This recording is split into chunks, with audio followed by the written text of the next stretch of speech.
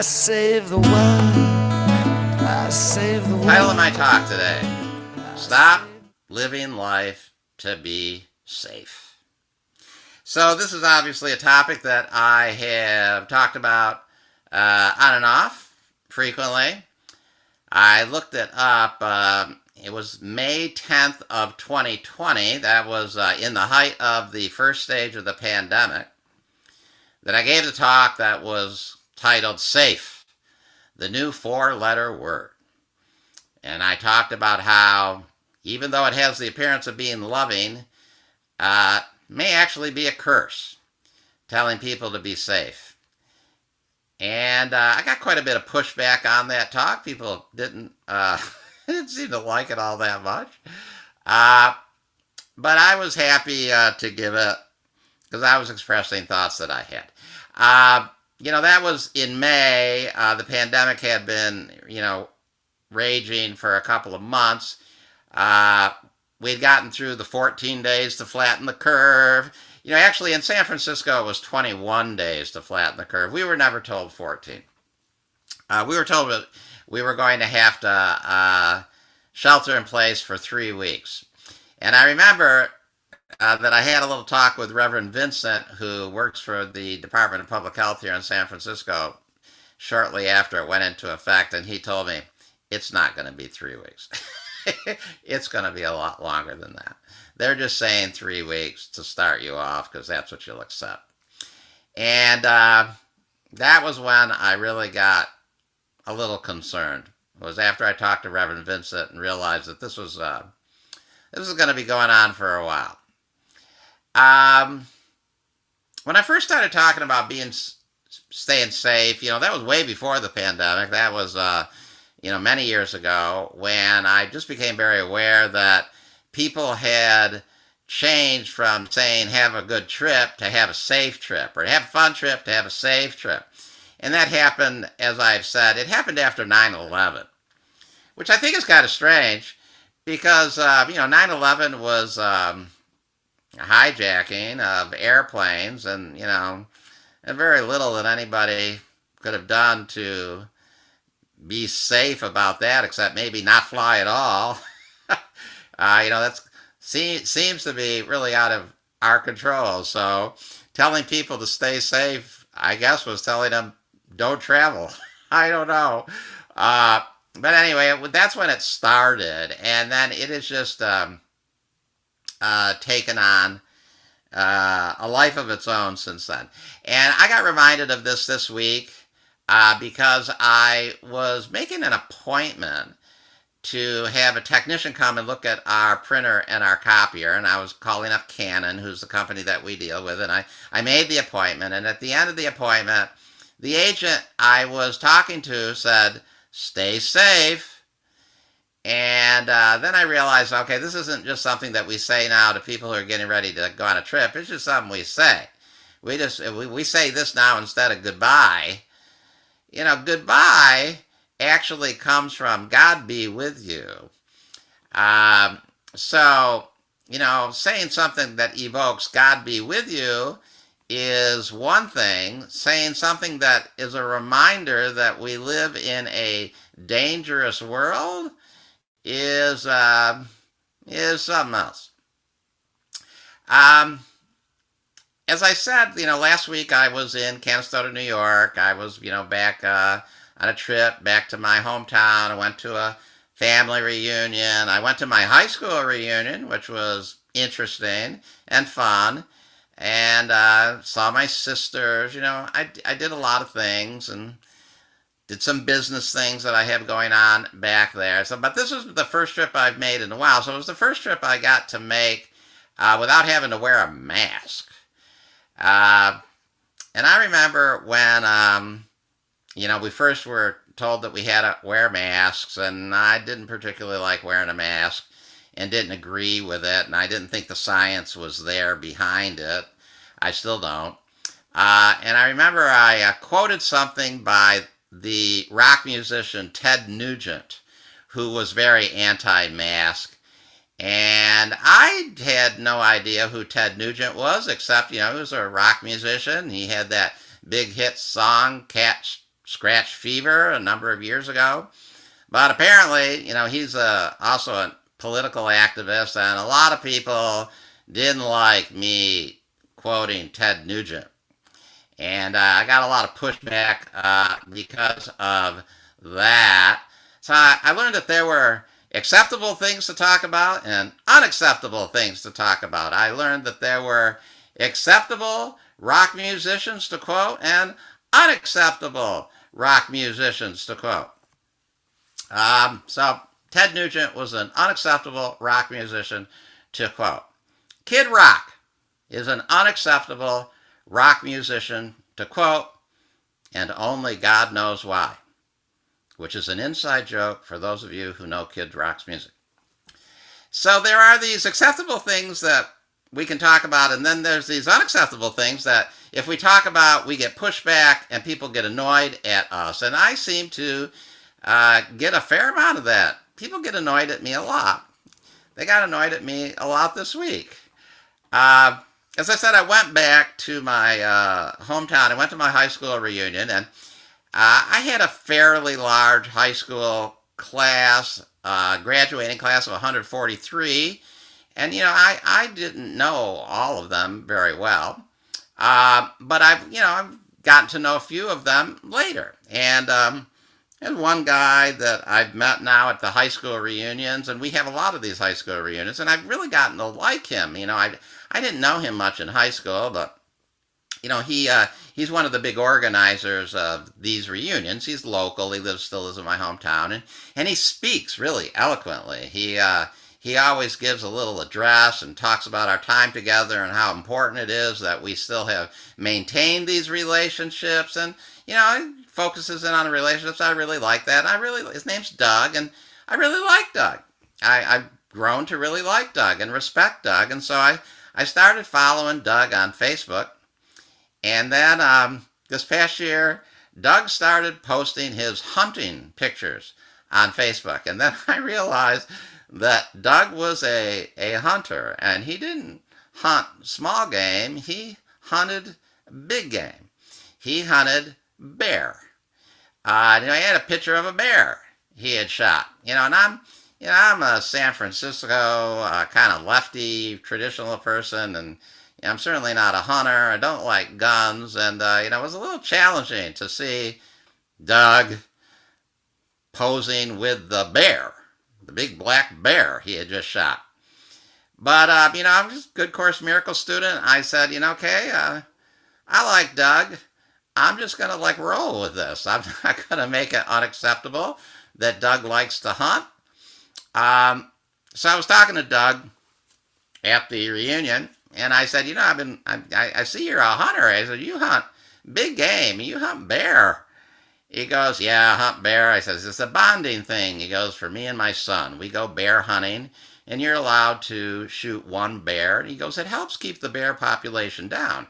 He goes, because it's a problem. There are too many black bears in northern New York State. So that was an interesting little bit. And then I remembered that hunters actually do help with the with that. The conservation department figures out how many of these big game they can shoot. And then I said, Doug, what do you do with the bear? What do you do with the bear? I go, do you eat the bear? And he goes, oh yeah. He goes, you do it. I said, so tell me a little bit about that. And he goes, well, you don't get as much meat from the bear as you would think. He goes, and they're not as big as you might think. He goes, so a 150-pound bear, you get about 70 pounds of meat after you take out the bones and the fur and the fat. And I says, okay, what do you do with the bear meat? He says, well, you grind it. He says, you make burger. Or you mix it with pork and you grind it and you season it and you make sausage. And he goes, mwah. And it was in that moment that I was totally able to forgive Doug for hunting bear. It wasn't unacceptable anymore because I had talked with him and I had felt him and I saw that, he was doing it partly as a conservation thing. He was doing it as a bonding thing for him and his son, and he actually ate the bear meat.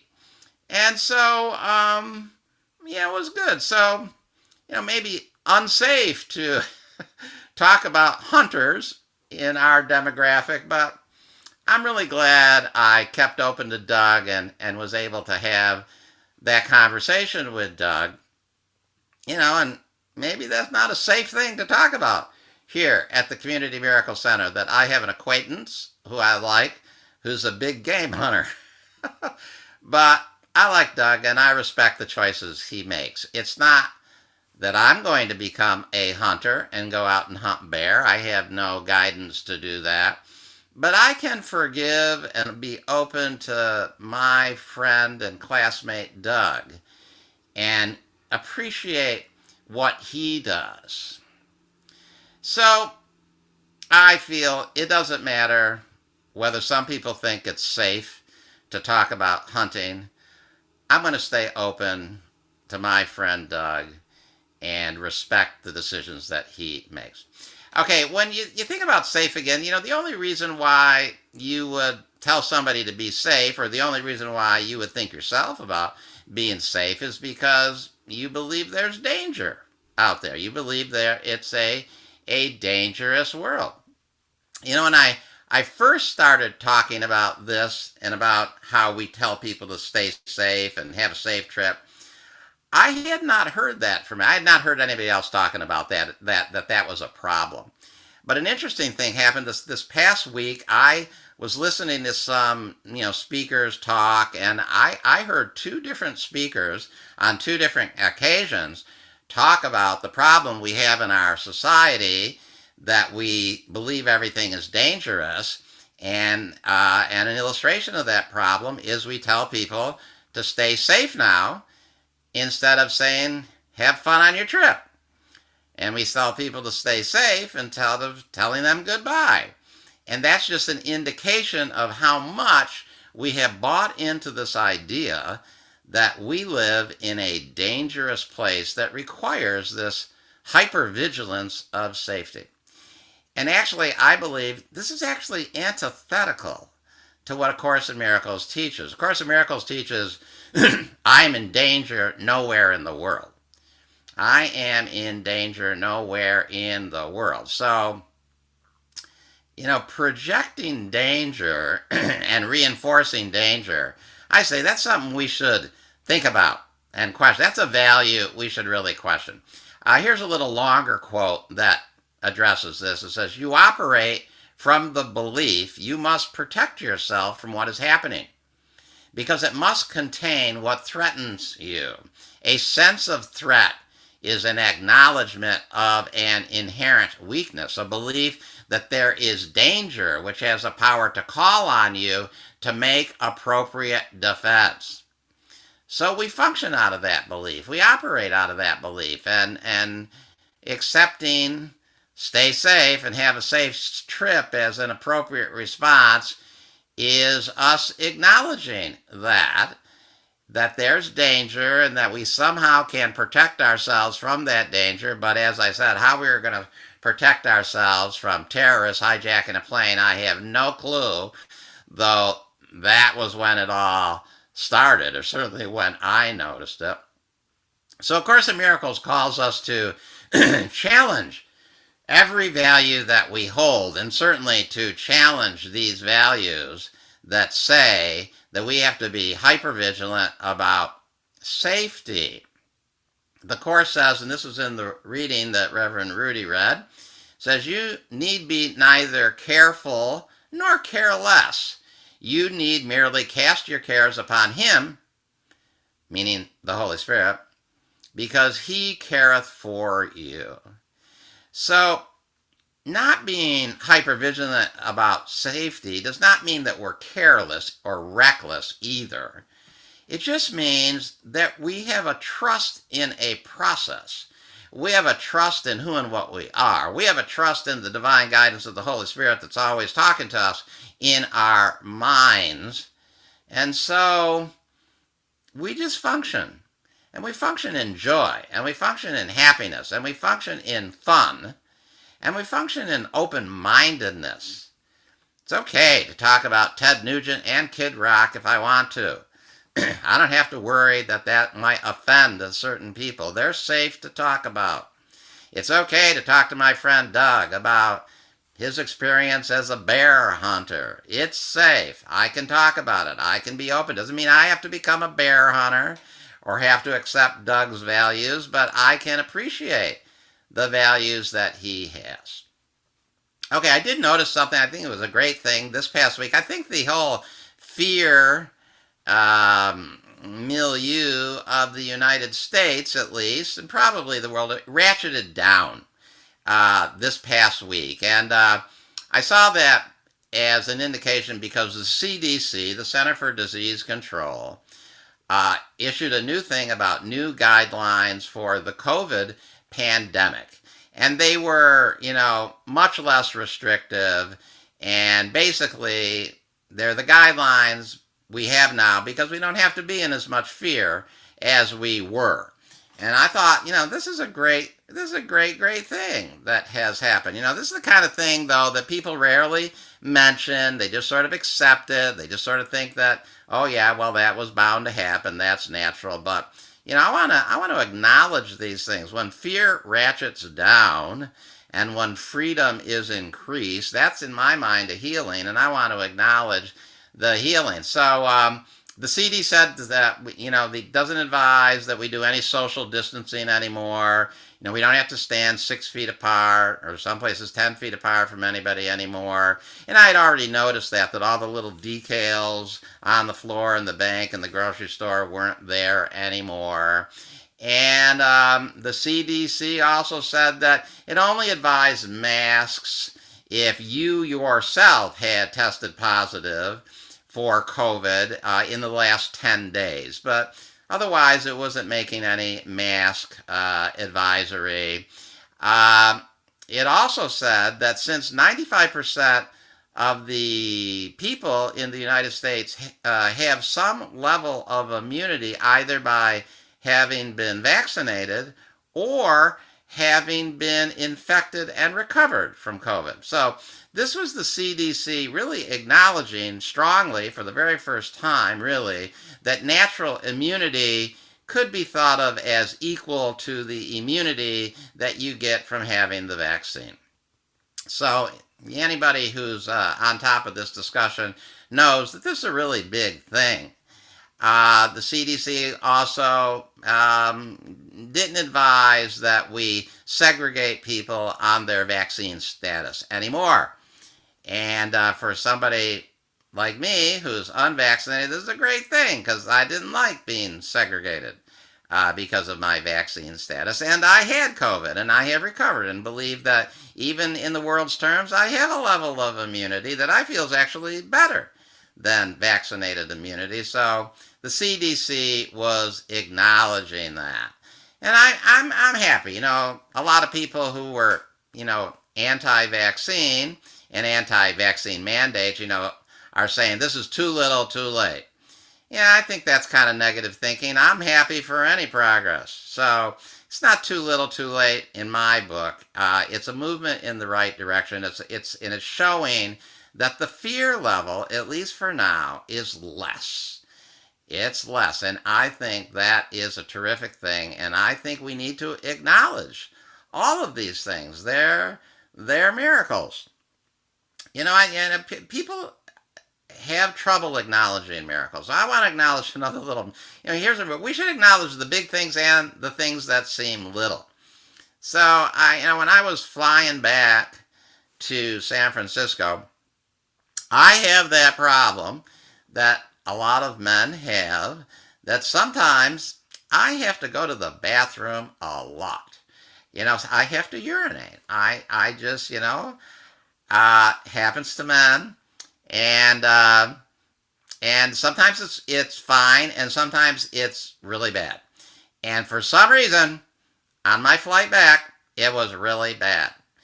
And, when you're in an airplane, a cramped little seat, it's hard to get up, hard to go to the bathroom. There's times when they don't want you to get up and go to the bathroom. And also, I was sitting not in the aisle. I was sitting in a middle seat, which meant I had to get the guy sitting next to me to stand up. He was a big guy.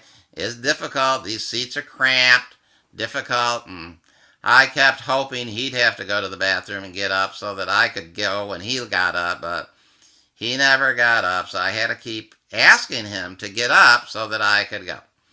And and I would be waiting till I just really couldn't stand it anymore. And then finally I'd get him to get up, and I could tell he was a little stressed getting up, but of course he got up. Then I'd go to the bathroom, and I couldn't get into the bathroom because, the bathroom was occupied. He had to wait. It was a really unpleasant experience. So that was the first leg of my journey from Syracuse to Denver. And I just turned it over to the Holy Spirit. I said, this is really unpleasant, but I'll survive. So as I'm getting on the plane in Denver to fly from Denver to San Francisco and walking back, and I know I've got one of these middle seats again, way back at the back of the plane. I'm walking way back to the back of the plane, and I'm getting to the row where my seat is, and in the middle, and there's a woman sitting there. And I look at her, and I said, I think you're sitting in my seat. And then the man sitting next to her, which I now know was her husband, said, that's my wife, and we didn't have seats together, and she was sitting over here across. And he said, so might you like an aisle seat? Because if you'd like an aisle seat, then you could have it, and she could sit here next to me. And I thought, oh, yes, I would. I would like an aisle seat. Thank you so very, very much. So, the Holy Spirit gave me an aisle seat on the second leg of the trip, which really made it way, way more pleasant. So I just really think, these kind of things, that was a miracle for me. And we need to acknowledge, we need to acknowledge these things. It was a miracle. There's miracles happening all the time. So we don't have to worry about the danger that exists in the world. And actually, staying safe, living out of safety, is that really living? If you look at the picture on the Sunday program, it's somebody rock climbing. This rock climber is probably having an intense life experience. And he's not playing it safe. He's got safety precautions, but he's there doing something that, most of us probably would not do because they think it's risky. But life at risk, that's life. Life played to be safe, that's not really life. You can't hide. I don't live life to be safe. So as I said, I was making that appointment, and the agent said, stay safe. And it took me aback. I wasn't expecting that as his closing. And I didn't say anything. But after he hung up, I regretted not saying something because I sometimes do say things when people tell me to have a safe trip. I say, I'm not going on this trip to be safe. I'm going on this trip to have fun. But I didn't say anything to the agent, and it's okay. But I think I might in the future, the next time I hear that, because I think it might just be a teaching moment. And I might be guided by the Holy Spirit to say something. I don't live in a world, and I don't affirm that I live in a world that's fraught with danger, that I need to be hyper vigilant and constantly reminded of that danger, and that I need to be aware and be safe. For me, living with an acceptable level of risk, not being careless, but not having to be careful either, is what feels alive. Course in Miracles says healing is a way of forgetting the sense of danger the ego has induced in you by not recognizing its existence in your brothers. So it's healing to forget the sense of danger that the ego has induced in us. And how are we going to forget the sense of danger if we're constantly reminding ourselves and our brothers and sisters how dangerous it is out there? So this hypervigilance for safety, it's tricky because it has the appearances of being concerned. So it has the appearances of being loving.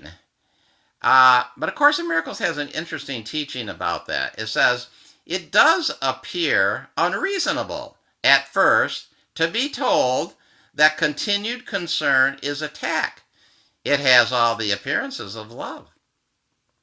So continued concern, even though it has the appearances of love, is actually attack, and we need to challenge ourselves about that. And I do, and I think I need to ratchet it up just a little bit. Now, I know that these words are probably challenging to some. I mean, certainly when I gave the talk about safe at the beginning of the pandemic, the new four-letter word, it challenged people and people got upset. And I know that a lot of things that I say get people upset. I don't say them to get people upset. I'm just sharing my process with people. So I want to, be clear with people that, that there's those of you sometimes who think that, being a Course in Miracles teacher is a fun thing. It must be great. You must get a lot of kudos and, thank yous for being a Course in Miracles teacher. Well, you get some. I mean, and they're great, but you get challenged a lot. You get people who are very critical of you as well and who actually say some harsh things at times. I had an interaction like that this week when somebody who's been coming on and off, for many years, I must have said something that annoyed her. I don't know what it was, but she wanted to drop off of all of our lists and, make sure she's not on the email list. And I didn't quite do that fast enough for her. And she got annoyed with me for not doing it fast enough. She got another email from us that she didn't want, even though she's been getting emails from us for about 8 years, 10 years. And so I had a little back and forth with her. And she told me, listen, I don't have to take your bullshit anymore. I don't need you to tell me how to study Course in Miracles. I have the book myself. I can figure it out myself. And on Sunday, I can go and listen to Michael Beckworth instead of you. And so I was like, okay, thank you. you know, uh, so, people are sometimes very harshly critical. I thought about, well, why are people harshly critical? Well, they're harshly critical probably because they feel they have the permission to be, and they're harshly critical because they know I'll forgive them, which, of course, is true. I do forgive them. And they do have permission. I would rather they spoke freely. And nobody has to listen to me. And I don't actually feel I tell anybody how to study A Course in Miracles. What I'm sharing, I think, is how I study A Course in Miracles and the thoughts I have about it. And yeah, I may give recommendations, but I do think I'm pretty open to everybody, however they study A Course in Miracles or don't study A Course in Miracles. And yeah, we all have the book and we all can figure it out for ourselves. But there's way more going on here than just intellectual discussion about A Course in Miracles. There's the joining of a community of people studying together. And that joining and those relationships are what are so important, not the intellectual discussion of the book itself. I went back east and I had a family reunion. It was great. It's all about those relationships with people I've had for decades and decades. I went back and I had a high school reunion. I got to sit next to my best friend when I was about 11, 12, 13, 14, 15 years old. And we used to ride bicycles all over Canastota, New York. And I kept contact with him. And I got to spend like an hour, hour and a half with him, eating lunch, drinking beer. And it was great because it's the connection and it's the relationships that are what is great. And that's what we have here when we join on Sunday. And people can agree with the speakers, and they can disagree with the speakers. But I would hope that people would have a little respect for the speakers And, before one is harshly critical and say things like, I don't have to listen to your bullshit anymore, you might just stop for a minute and, you know, think about the relationship that that is going to be negative for, regardless of whatever the teaching is that, is going on. Because I think that's really the important things. So, my teaching about safe may not be everybody's cup of tea. But as I said, life is not really lived in safety. Life is lived at risk. One of the most tragic things I witness is when people get older, and they tend to isolate. And one of the reasons they isolate is they don't think having close, intimate interaction and relationships is safe. They've been hurt, or maybe they had some close relationships and the person left them or the person passed. And they're afraid of getting involved in new relationships. And the tragedy is that's where life happens. And that's where their life would happen. And that's what would extend their life. And it's not healthy being alone because you're playing it safe. So live at risk. Stop living life for safety. Community Miracle Center is a community of people living at risk. But it's also a community of people who are alive and who have fun and who have joy in their life and who are trusting in the Holy Spirit's guidance, so they don't have to be overly careful, and they're not being dangerously careless either. They're being guided, and they're enjoying life. That's my talk for today. Thank you very much.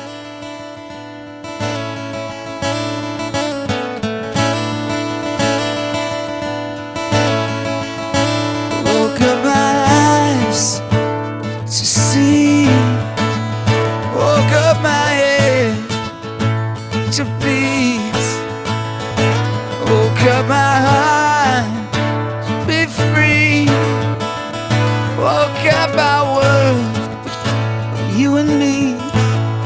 I've opened up my heart, I'm at the start.